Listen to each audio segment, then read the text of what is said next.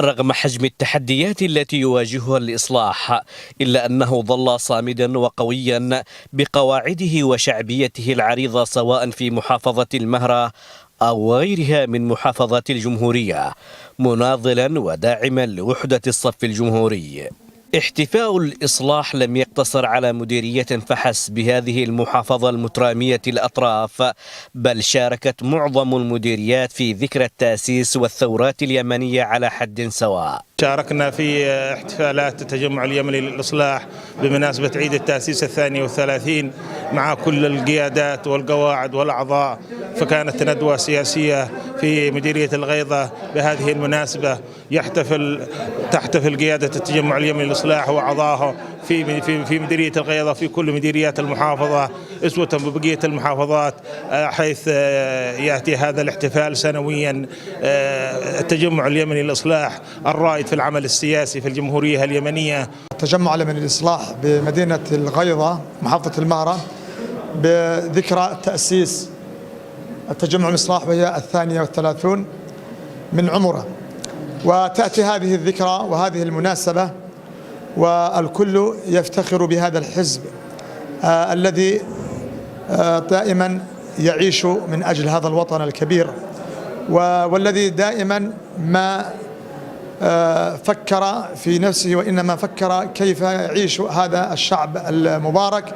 قاعدة جماهيرية لا تسير إلا على نهج الثورات الخالدة والحفاظ على المكتسبات التي قدم من أجلها اليمنيون ثمنا باهظا في سبيل استعادة الدولة وتمتين العلاقات مع بقية القوى ودعم الجهود الهادفة لتخفيف معاناة المواطنين. هذا الحزب العملاق له دور عظيم وله أنشطة وله مهرجانات، ونحن اليوم في هذا التأسيس 32 من تأسيس الإصلاح قمنا بأنشطة عديدة. نحتفل اليوم نحن الرجال والنساء لهذه المناسبة الذكرى العظيمة للتجمع اليوم الإصلاح، ونرسل رسالة من هنا إن محافظة المهرة محافظة الأمن والاستقرار والمحبة والسلام. نرسل رسالة للجميع اليمنيين أن المهرة تشمل جميع اليمن. نعيش في شهرنا هذا، شهر سبتمبر، ذكرى تأسيس التجمع الإصلاح التي كانت في يوم 13 من سبتمبر 1990.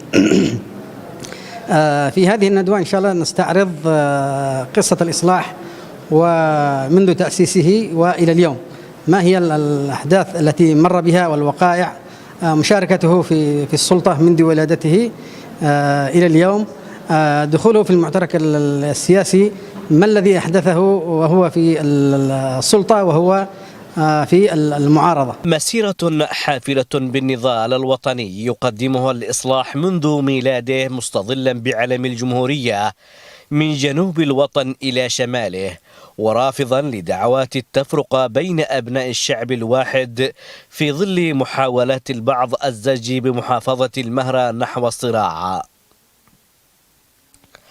أحمد الحرازي لقناة سهيل، محافظة المهرة.